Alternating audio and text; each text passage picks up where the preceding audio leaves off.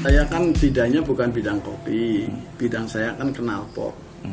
Dalam masa pandemi begini, knalpot kan gak karu-karuan lah istilahnya lah harganya, dan ada rahasia-rahasia itu yang di motor itu kan di rahasia knalpot brong itu ya kan. Kebetulan saudara saya ada di Mesir,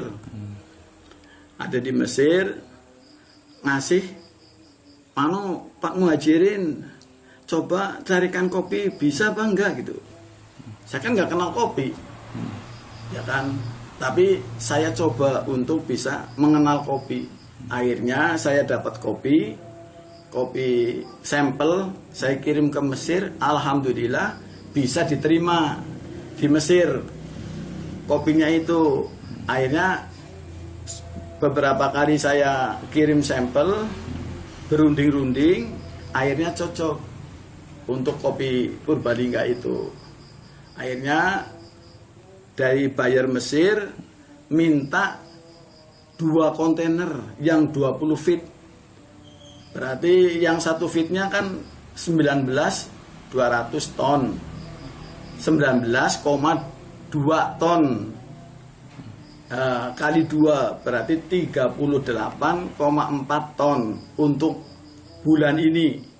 Bulan ini saya harus kirim ke Mesir dengan 2 kontainer itu. Kalau ini 2 kontainer ini bisa masuk, nanti bulan depan itu beliau bayarnya minta 15 kontainer per bulan.